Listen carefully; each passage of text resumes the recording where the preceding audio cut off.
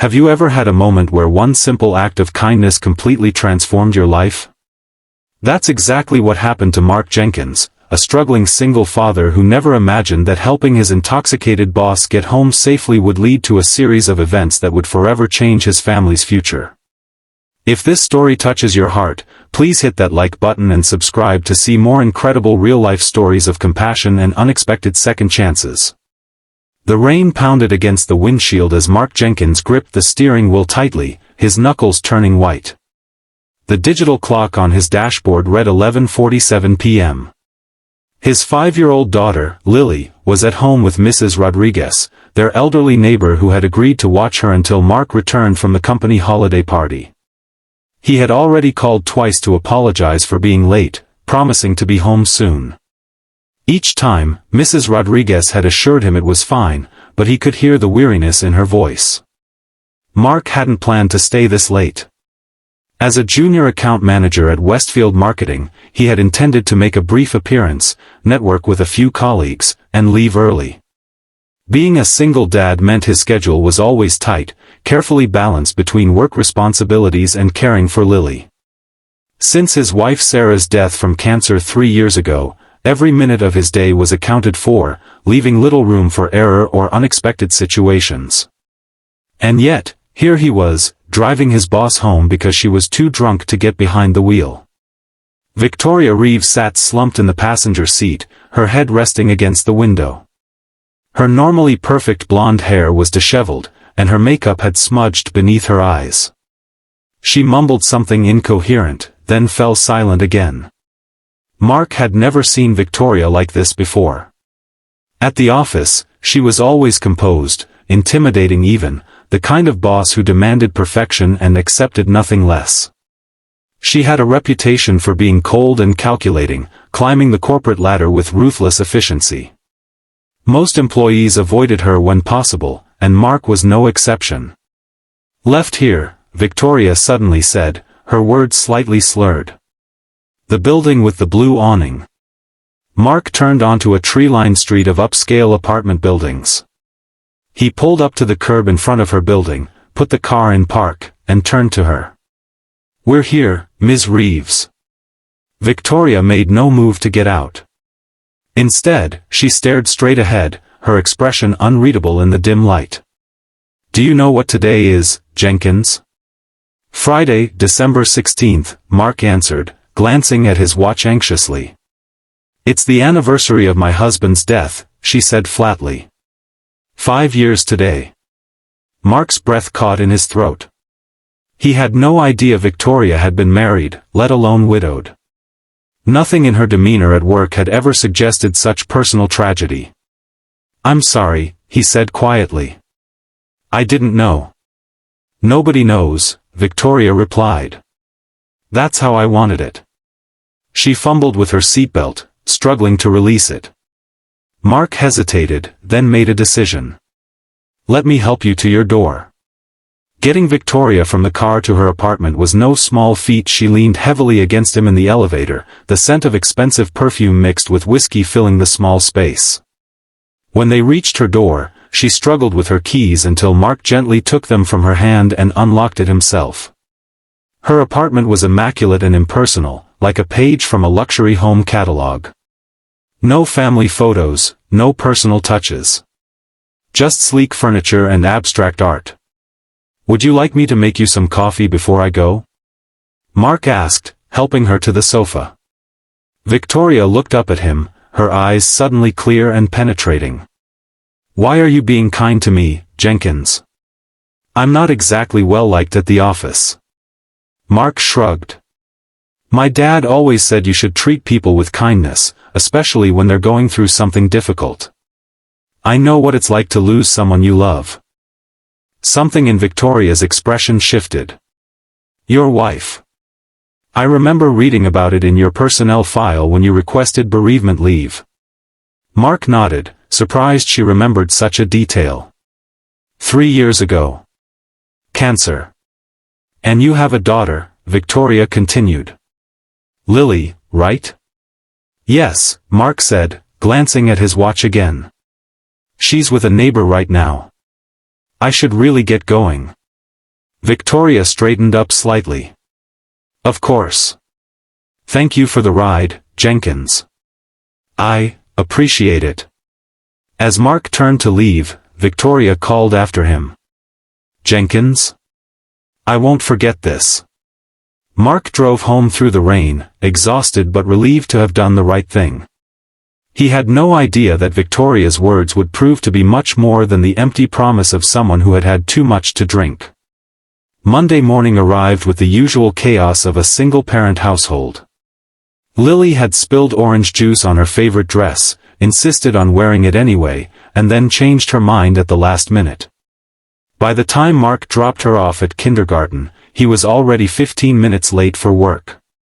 He rushed into the office, expecting the usual disapproving glance from Victoria, who valued punctuality above almost everything else. Instead, he found a memo on his desk requesting his presence in her office at 10 a.m.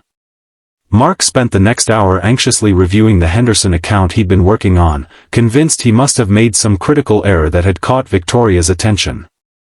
By the time he knocked on her office door, his stomach was in knots. Come in, Jenkins, Victoria called.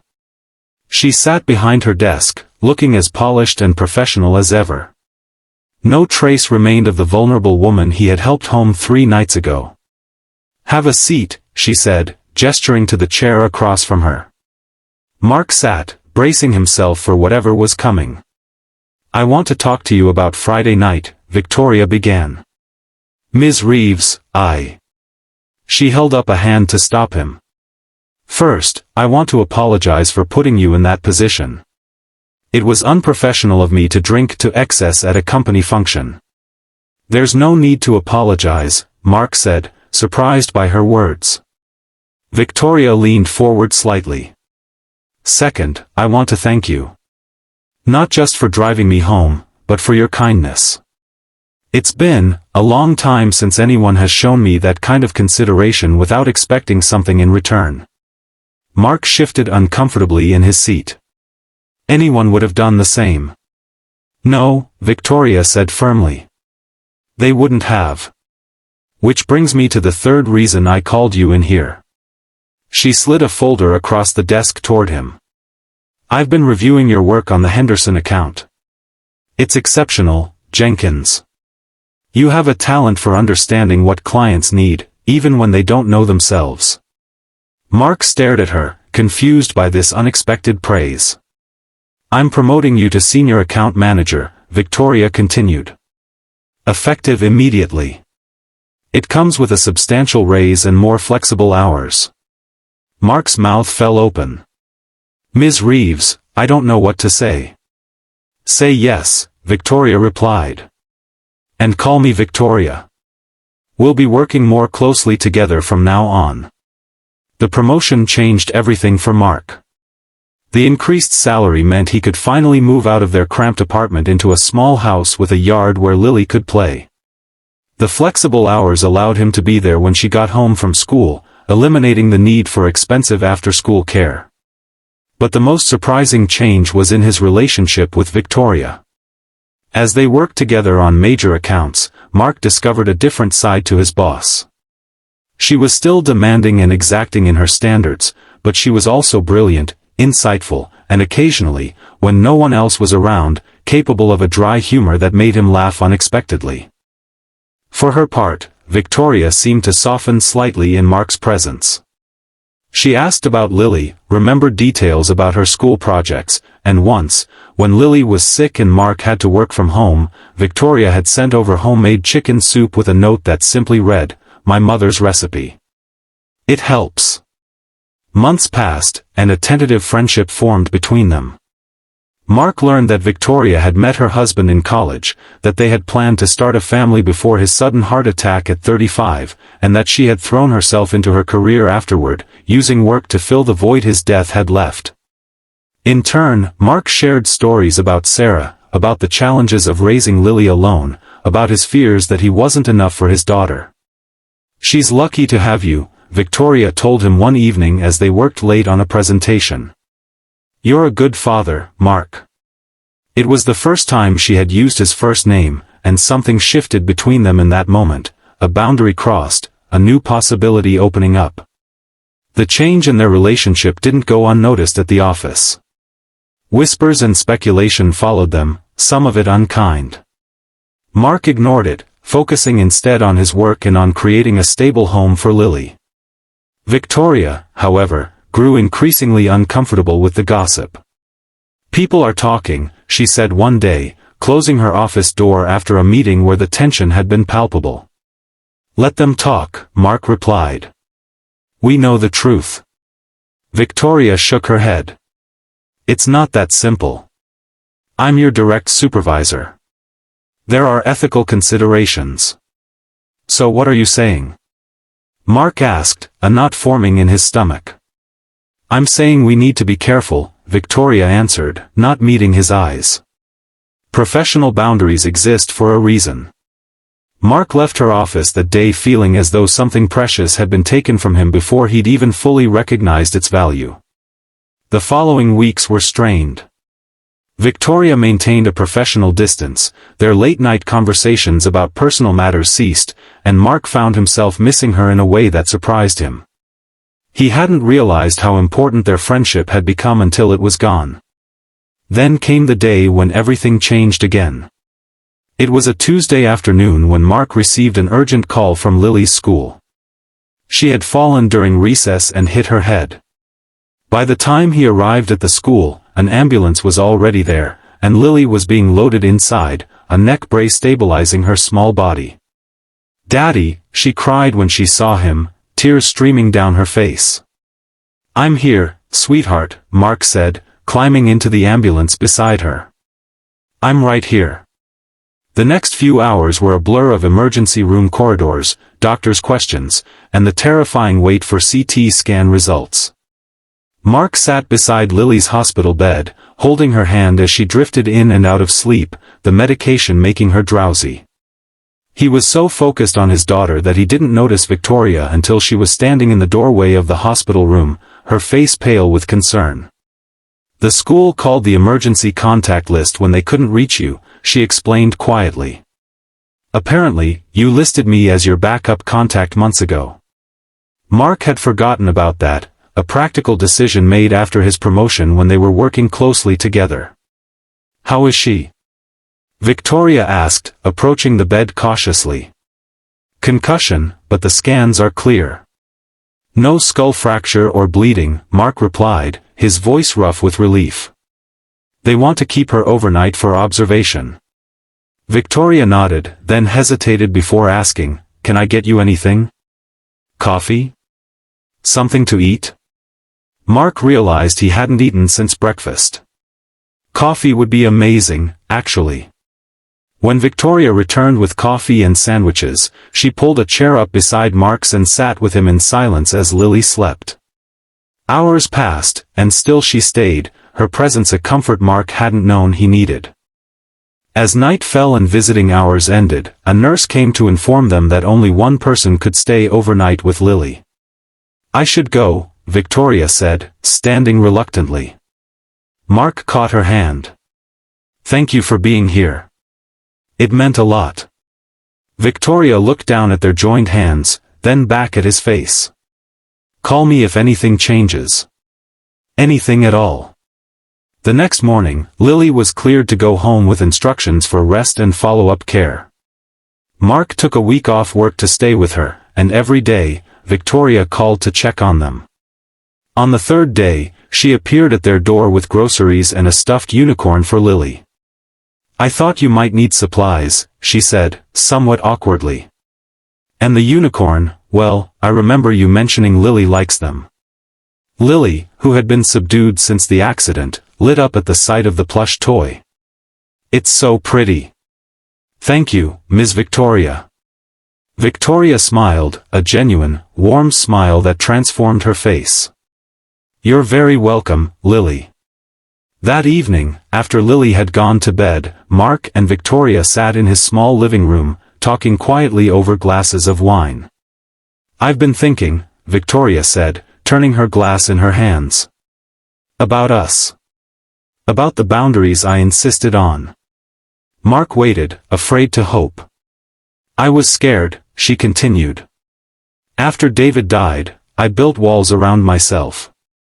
It was easier than risking that kind of pain again. And then you came along with your kindness and your integrity and your love for your daughter, and those walls started to crumble.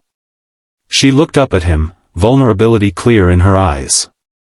I don't want to be afraid anymore, Mark. Mark reached across the space between them and took her hand. Then don't be. Their relationship evolved slowly after that night. Victoria was careful to address the professional concerns, transferring Mark to a different department so he no longer reported directly to her. They kept their personal relationship private at first, both for Lily's sake and to avoid office gossip. But as months passed, it became impossible to hide the happiness they had found together. Victoria, who had once been feared throughout the company, was now seen smiling in the hallways. Mark, who had been merely existing since Sarah's death, was living again. Lily, initially wary of this new person in their lives, gradually warmed to Victoria. It helped that Victoria never tried to replace Sarah in Lily's life or memory. Instead, she created her own relationship with the little girl, built on respect and genuine affection. Do you love my daddy? Lily asked Victoria one Sunday afternoon as they baked cookies together, Mark having stepped out to take a phone call. Victoria's hands stilled in the cookie dough. Yes, Lily, I do. Very much. Lily nodded seriously. That's good. He loves you too. I can tell because he looks at you the way he used to look at the pictures of my mommy. Victoria's eyes filled with tears. Is that okay with you? Lily considered this question with all the gravity a 6-year-old could muster. Mommy told me before she went to heaven that she wanted Daddy to be happy again someday. You make him happy. So I think it's okay. When Mark returned to find Victoria and Lily hugging in the middle of his flour-dusted kitchen, both with tears on their faces but smiling, he knew something important had happened. A year after that rainy night when Mark had driven his drunk boss home, he stood in the same spot where he had helped her to her door, now holding a small velvet box in his pocket. Victoria had invited him over for dinner, saying she had something important to discuss. When she opened the door, Mark was surprised to see Lily standing beside her, dressed in her favorite party dress, practically bouncing with excitement. What's going on? Mark asked, looking between them. Victoria took a deep breath. I wanted both of you here for this. She led them into the living room, which had been transformed. Gone was the impersonal, catalog-perfect space. In its place was a warm, lived-in room with family photos, including pictures of Sarah that Mark had shared with her, pictures of David from Victoria's past, and newer photos of the three of them together.